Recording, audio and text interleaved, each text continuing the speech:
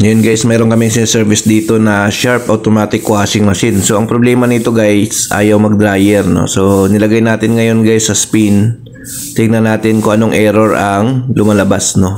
So nandito tayo ngayon guys sa back or. So ayan guys, nag-flashing siya ng E2 error, no. So itong mga Sharp na ito guys, ito yung problema, no. Sakit talaga ng mga ganitong model ito. So ang gawin natin guys, buksan natin to yung likod, no. Tingnan natin.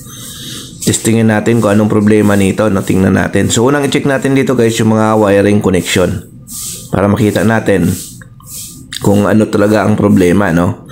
So ayan, binuksan na natin yung likod. Ayan. So dito guys, ang gagawin natin, mag-check tayo dito guys ng continuity, no? Para malaman natin kung ano ang problema. So nandito kasi guys ang door switch at saka yung drum sensor. Ayan. So, andito sa likod, no? So, gamit tayo ng tester. Tingnan natin, testerin natin, no? So, testerin natin. Ayan.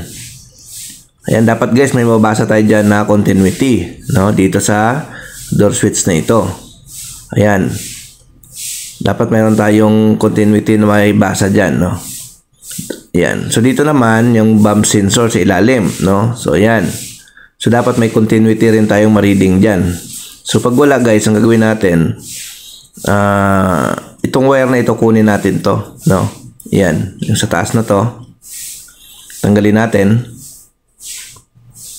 Kasi ito guys, sakit talaga to ng Sharp, no? So ang ginagawa namin dito, hindi na namin to pinapalitan. Tapos itong wire na isa nito, dukutin din natin, ayan.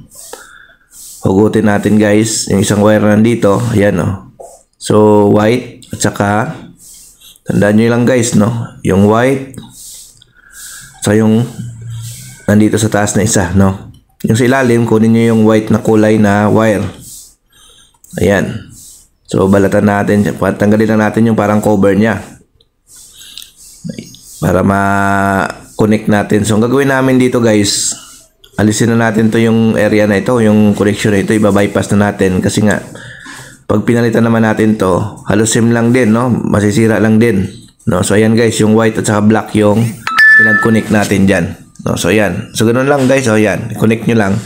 Tapos ang gawin nyo guys, pag na-connect nyo yan, lagyan nyo ng electrical, huwag nyo kalimutan lagyan. So ang ginawa namin dito, testing muna natin, no? Maya na namin yan lagyan ng electrical pag umuki na, no? So huwag nyo guys kalimutan na malagyan ng electrical yon, kasi mag-ground yun pag hindi nyo nabalot ng electrical, no? So ayan guys, tingnan natin kung iikot na, no? So binaypass na lang natin to guys, hindi natin pinalitan kasi kung pinalitan natin to, baka after ilang months, ganun na naman. So malayo ito sa amin guys, so gagastos yung customer natin, no? Lalo na nandito kami sa Bacoor, no? From Santa Rosa, babiyahe kami ng Bacoor.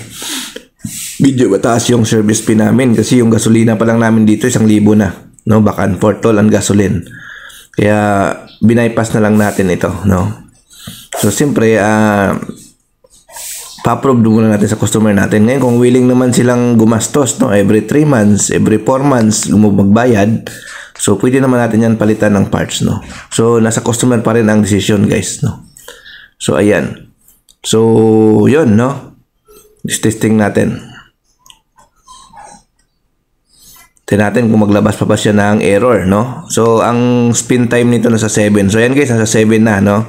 Umikot na siya guys, hindi na siya naglabas ng error. So yun ang naging problema niya guys, yung pinaka drum sensor at saka yung bump switch. Ang gagawin na natin, i-bypass natin yan. So continuity test lang naman ang pag-check dyan sa dalawa na yan, no? So kung wala naman kayong tester, diretso nyo na bypass. Basta nagkaroon siya ng ito, yan ang problema. Okay guys, thank you, bye bye.